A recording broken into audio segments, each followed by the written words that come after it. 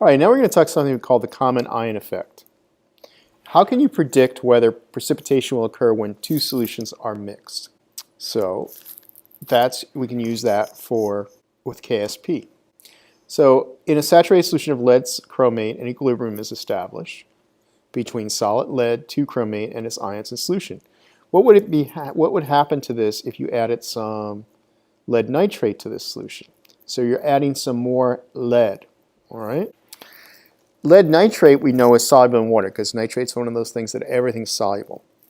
So the concentration of the lead is going to increase, which means there's going to be a stress, according to Le Chatelier's principle, on the right-hand side of the equation. So some of the lead is going to combine with the chromate to reestablish the equilibrium. Okay? So there will be a shift to the left, according to Le Chatelier's principle. So here we have a yellow solid in a test tube, which is the lead chromate. It doesn't dissolve very well. There's just a little bit of lead 2+ in chromate. When we add some lead nitrate, that extra lead is going to make more of the lead chromate precipitate out of solution. So you see on the top, more of the lead is forming, lead nitrate is forming. Okay, the reason this happened is you're adding a common ion that's participating in an equilibrium reaction. So when you add the common ion, wherever it's located in the equilibrium expression, it's going to cause a stress on that side, and it's going to shift towards the opposite side. If you remove, well, you don't usually remove common ions, but if you did, it would shift towards it. So the common ion effect is when you add something that's at equilibrium that contains one of the ions that are present in the equilibrium reaction, shifting it away from that ion. So remember we talked about the KSP of barium sulfate. I mean, we talked about the poisonous of barium sulfate. Well, look at its solubility, 10 to the minus 10. So very little of it is going to dissolve in the body. It's going to stay as a solid. And it would have to do that to be absorbed as a toxin. So you're okay when you take the barium X-ray. Okay, our next problem is when we add a common ion, it's going to shift the equilibrium. How can we find the new equilibrium ion concentrations?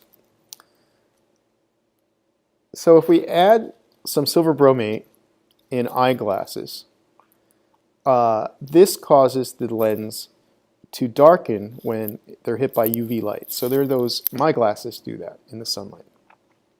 So the KSP of silver bromate is in the 10 to the minus 13, bromide is 10 to the minus 13 range. We want to find out the concentration of bromide ion in 1 liter saturated solution of silver bromide, to which 0.02 molar silver nitrate, which is 100% soluble, is added. So we have the KSP, and we can calculate what we have when we have 1 liter. So what is the shift going to occur? So here we have a new amount. So what do we know? There's our KSP. Our bromine concentration we don't know. And we're adding 0.020 moles of silver nitrate. So that means we're going to be adding more bromine than we already had. So all we can do, since we didn't really know how much we started with, we're going to call that X. Okay? So X plus 0.020 will be the new equilibrium concentration. Silver, we are also adding some more. So let's see what we get. If we have the expression, the original expression would be silver times X. So X equals the KSP over silver. So the original bromine concentration, if we look back here, okay, so we basically had silver bromide. So we can pretty much say the silver bromide is mostly silver bromide. It doesn't dissociate much. So we have KSP equals that. We put in the KSP for it. We find out the bromide concentration. And the AG probably will not change that much, because what's going to happen is there's going to be so little of it from the original concentration. The silver that's around is all going to be due to the 0.020 molar that you add to it. and a little teeny bit of it's going to go away because there's not that much bromide there. All right, does it make sense? The concentration of bromide in a saturated solution is 7 times 10 to the minus 7, which is the square root of KSP. That would make sense because they should both be the same. So it makes sense the addition of silver nitrate would lower the concentration of bromide ion because the presence of the common ion silver plus causes AgBr to precipitate from solution.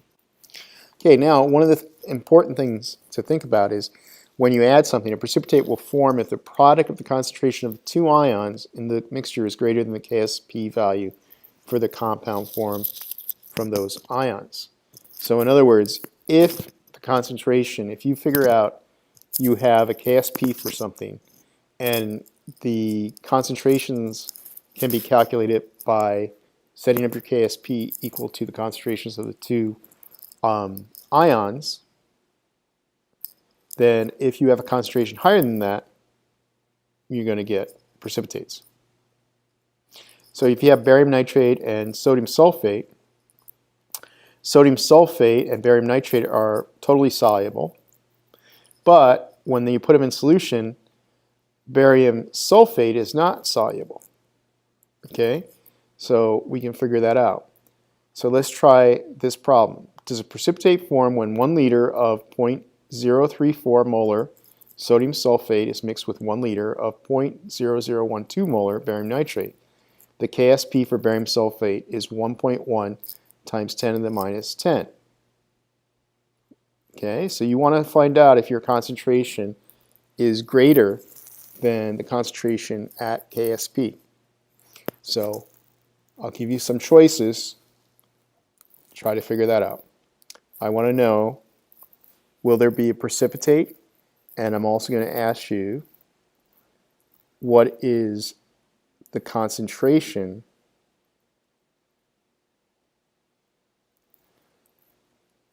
that's going to be present?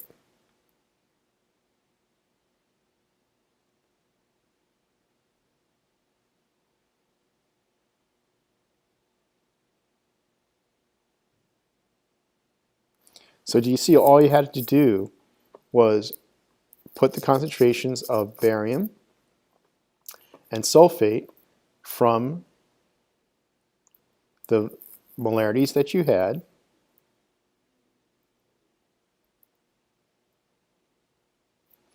and multiply them.